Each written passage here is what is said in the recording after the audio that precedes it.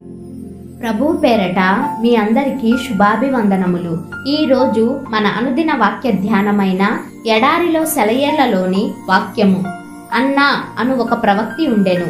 దేవాలయము విడువక ఉపవాస ప్రార్థనలతో రేయింబగళ్ళు సేవ చేయుచుండెను. లూకా సువార్త 2వ అధ్యాయము 36-37 వచనములు.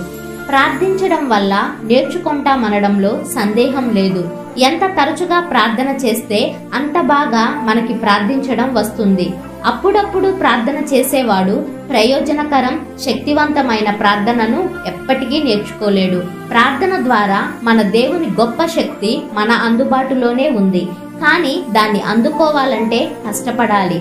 అబ్రహాము తన జీవిత కాలమంతా దేవుని ఎదుట విజ్ఞాపన చేసే అలవాటు లేనివాడైతే సొదొమ కోసం అంతలా దేవునితో వాదించగలిగేవాడా? పెనూయేలు దగ్గర రాత్రంతా యాకోబు దేవునితో పోరాడినది అతని జీవితంలో మొదటి సందర్భం అనుకుంటున్నారా? మన ప్రభువు గెత్సెమనేకి వెళ్ళకముందు శిష్యులతో చేసిన ఆ మహత్తరమైన ప్రార్థన కూడా అంతకు ముందు ఎన్నెన్ని రాత్రి సమయాల్లోనూ పెందలకడనే లేచి చేసిన ప్రార్థనల ఫలితమే కదా. తన ఇష్ట ప్రకారం ప్రార్థనా వీరుడినవ్వాలని ఎవరన్నా అనుకుంటే అతని ప్రయాస అంతా వ్యర్థమే. ఆకాశపు వాకిళ్లను మూసి తరువాత వాటిని తెరచి వానలు కురిపించిన ఏలియా ప్రార్థన కూడా అంతకు ముందు చేసిన ఎన్నో ప్రార్థనల అలవాటు మూలంగానే.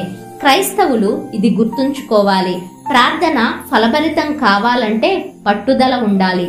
హతసాక్షులు మొదలైన వాళ్ల పేర్లు తెలిసినంతగా గొప్ప గొప్ప ప్రార్థనాపరుల పేర్లు బయటికి తెలియవు. అయినప్పటికీ వాళ్ళు సంఘానికి గొప్ప మేలు చేసిన వారే.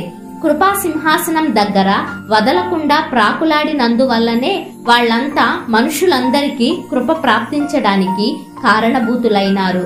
ప్రార్థన కోసం ప్రార్థించాలి. మన ప్రార్థనలు కొనసాగడం కోసం ప్రార్థించాలి.